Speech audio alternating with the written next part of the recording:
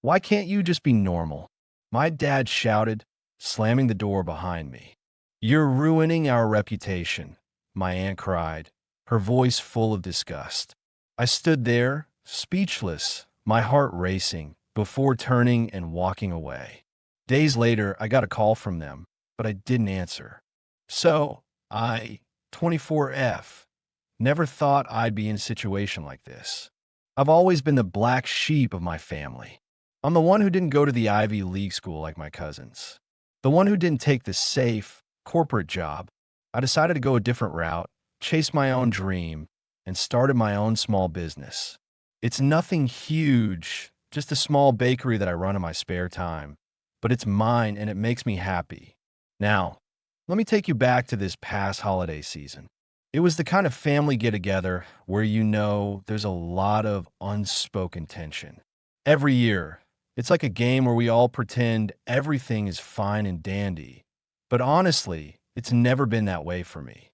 My parents and extended family, aunt, uncle, cousins, always looked down on me for choosing a less conventional path. They were always all about appearances, success, and keeping up with the Joneses. But I kept my head down and did my own thing. This year, I was feeling pretty good about myself. My bakery was doing better than expected, and I even had a few loyal customers. I thought I could finally be proud of what I was doing, and maybe, just maybe, my family would see that I wasn't some failure like they always made me feel. At first, things started out okay at the family dinner. It was the usual, lots of small talk, polite conversations with a bit of awkwardness sprinkled in, as always. But then, out of nowhere, my Aunt Carol, who's always had something to say, started in on me. Sweetheart, she said, lowering her voice but still loud enough for me to hear. It's so cute that you're playing at being a baker. But have you ever thought about what that's really going to get you in life? I try to keep my cool. I'm doing just fine, Aunt Carol. The bakery's going well. I love it. But that's when my dad jumped in, voice rising a little too loud. It's not about that, honey. It's about your future. Do you honestly think your little hobby is going to lead to something big? You need to be realistic. I could feel my cheeks burn, and honestly, I wanted to just vanish into thin air. But before I could respond, my cousin Lauren, who's always been more vocal than the rest, added, Yeah, I don't know why you don't just get a real job like the rest of us. That way you can stop embarrassing Dad. It's really not that hard. I was shocked. Sure, my family had never been particularly supportive, but this felt different. This was a full-blown attack, and they were all in on it. They didn't even care that they were publicly humiliating me. Trying to stay calm, I said, I don't see how my choice affects any of you. I'm happy doing what I love. My dad, who had been eerily quiet up until now, suddenly slammed his hand on the table, startling everyone. You're ruining our reputation. Do you think I worked this hard to build something for my family, just for you to throw it all away on some ridiculous dream? Why can't you just be normal like everyone else? He stood up so abruptly that his chair fell backward, and without another word, he stormed out of the room. My heart was pounding, my mind racing, but all I could do was sit there in silence. The room was too quiet for a moment. Then, my Aunt Carol, her voice dripping with disgust, looked at me and said, You should be ashamed of yourself. You're embarrassing the whole family. I didn't even know how to respond. I stood up, feeling like I might collapse, but somehow I managed to get out of the house without saying another word. I didn't go back inside. I couldn't. The humiliation was too much. I walked out into the cold night, feeling a weight on my chest that felt like it would never go away. The next few days were even worse. The phone calls started coming in. My dad, my aunt, even some of my cousins, one after another, all demanding to know why I wasn't answering their calls. They wanted to know why I hadn't come to my senses and apologized. They insisted I was ruining everything and that I needed to be part of the family again. But after what happened that night, I wasn't sure I wanted to be a part of their family anymore. I didn't answer their calls. I couldn't. The guilt tripping The pressure, the toxic need for everyone to follow some cookie-cutter path. It was too much. And then, a few days ago, my dad called again. He left me a voicemail. Please, we need to talk. This is tearing the family apart. Just come home and we'll fix this. Please. So, after the voicemail, I just sat there for a long time, staring at my phone. It wasn't even like I didn't want to talk to them. It was more that I couldn't bring myself to go back to that place. The place where everything I did felt wrong in their eyes. Where my worth was always tied to something else, something that didn't even belong to me. That night, I had dinner with my best friend, Emma. She's the kind of person who doesn't sugarcoat anything, and honestly, I needed that. She knew my family dynamic better than anyone, and she was the first one to remind me that I didn't have to apologize for what I wanted out of life. You've worked so hard on your bakery, she said, and I get it. It's not their idea of success, but it's yours, and that matters. It wasn't the first time she'd said something like that, but I needed to hear it again. I needed to remember that I had a right to live my life on my own terms, even if my family didn't get it. I told her about the voicemail, about how my dad had practically begged me to come back, but how every fiber of my being was telling me not to go. I just don't know if I can keep doing this, I said. I don't know if I can keep pretending to be something I'm not, just so they'll accept me. Emma took a deep breath and paused for a second, like she was trying to figure out the right thing to say. Listen, you don't owe them an explanation, she said. You're not here to live for them. If they can't respect your choices, then they're not your problem anymore. It's hard, I know, but you've got to ask yourself, what's more important, being normal to them or being true to yourself? Her words hit me like a ton of bricks. For the first time in a long time, I actually felt like someone understood me. Like I wasn't crazy for wanting more than what they had planned for me. But even with that reassurance, I couldn't shake the guilt.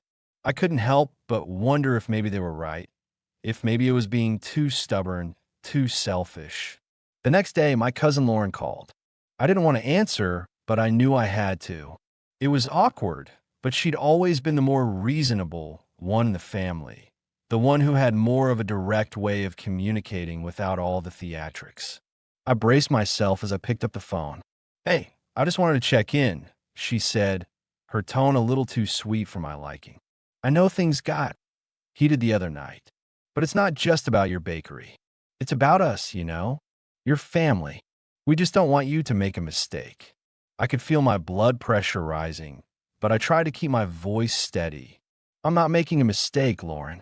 I'm doing what I love. It's not a hobby to me, it's my business. She sighed, the kind of sigh that makes you feel like she's already decided you're wrong. It's just, we all want what's best for you. And right now, I don't think you see the bigger picture. This isn't just about you and your little shop. It's about our family, our name. We've worked so hard to build something that people respect, and we can't just let you throw it away. You're better than this.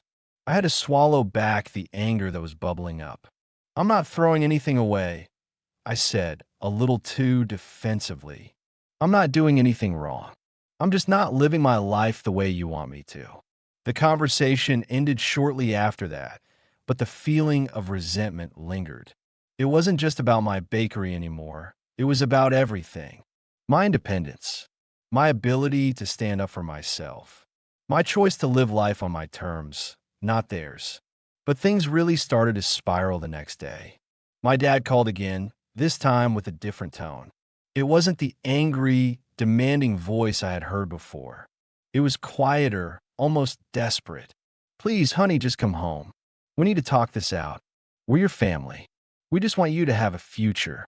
I wanted to yell, to scream that I already had a future. But I didn't. Instead, I hung up without saying a word. And that's when things took a turn I wasn't prepared for. The next day, I received a letter in the mail. It was from my dad's lawyer. The letter was short, formal, and cold. It basically stated that unless I agreed to attend family counseling to resolve issues within the family, to get me to conform to their expectations, my inheritance would be at risk. My dad's lawyer made it clear that the family business was something that should be kept intact and that my current lifestyle choices were seen as a threat to that legacy. I sat there staring at the letter for what felt like an eternity. I couldn't believe it. My dad had never been the type to put things in writing like this. I knew he was disappointed in me, but this felt different. This felt like an ultimatum. I didn't know what to do. Was this really happening? Was my family so desperate to control my life that they would go this far? I didn't respond. Not immediately, but I knew I couldn't keep avoiding them forever. The letter sat on my kitchen counter for days, mocking me every time I walked by. I couldn't bring myself to open it again. It wasn't like I didn't know what it said. I'd read it over and over in my mind, replaying every word and wondering how things had escalated so quickly. Eventually, I called Emma. I had to talk to someone, and she was the only person who wouldn't judge me.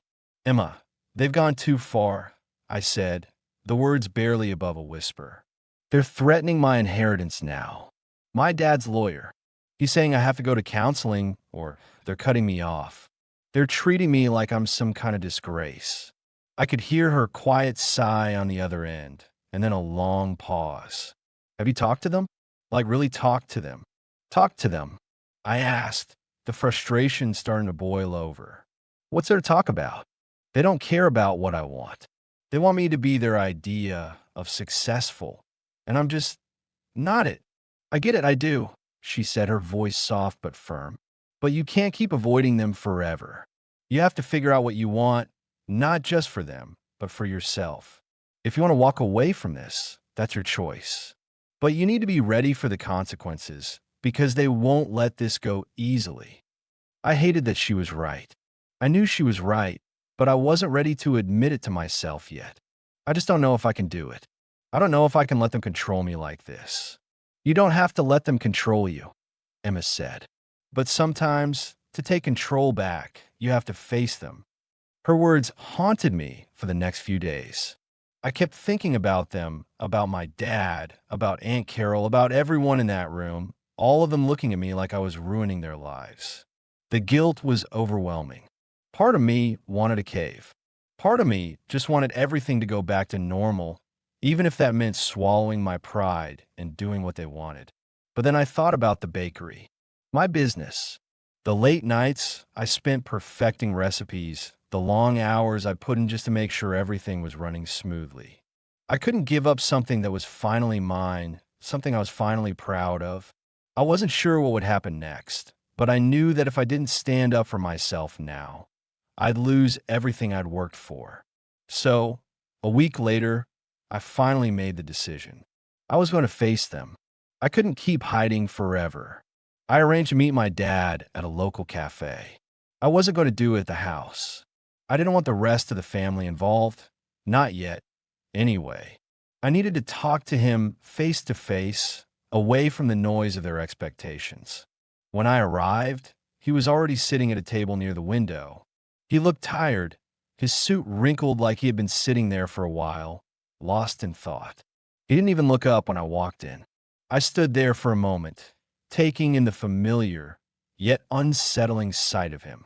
He looked older than I remembered, more worn down, more defeated. I pulled out the chair and sat down across from him.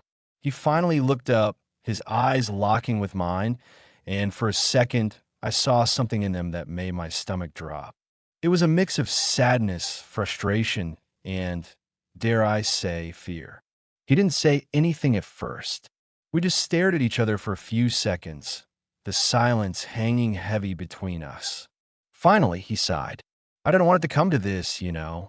I nodded, swallowing hard. I know, but I can't keep pretending, Dad.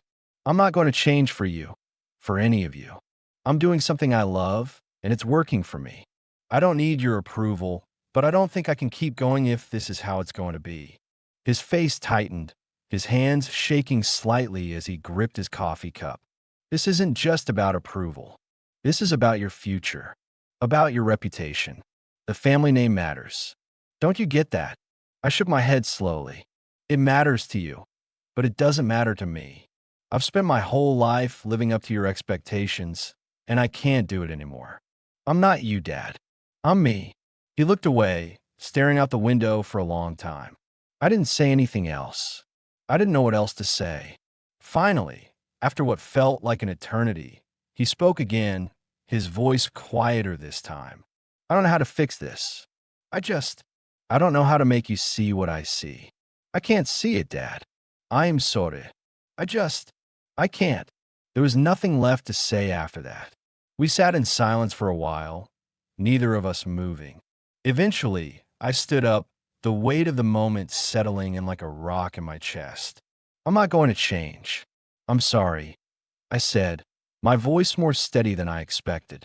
But I'm not coming back, not like you want me to. Without waiting for him to respond, I turned and walked out of the cafe. The days after that meeting were quiet in a way I wasn't prepared for. There were no more calls, no more letters, no more desperate attempts to get me to come back to the fold. My dad hasn't tried to reach out again, and honestly, it feels like we've hit a dead end. The silence is deafening, and while I know it's what I needed, it still stings. The family is definitely not speaking to me. The last time I heard from Aunt Carol was a text message that said, "You'll regret this."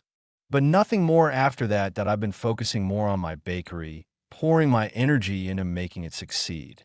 It's small, but it's mine, and I've been getting more customers recently, which has helped me feel like I'm on a right path. Still, there are moments when I can't help but wonder if I made the wrong choice. Is it worth all the tension? Was it worth losing my family over? Sometimes it feels like a giant weight hanging over me, but at the same time, I know I made the decision that was best for me.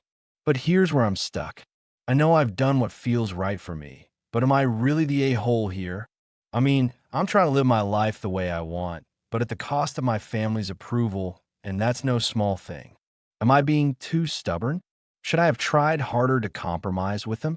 I'm genuinely torn, and I'd love to hear what others think. If you enjoyed this story and want to hear more about family drama, tough decisions, and the emotional roller coaster that comes with standing up for yourself, make sure to like and subscribe. Don't forget to comment your thoughts.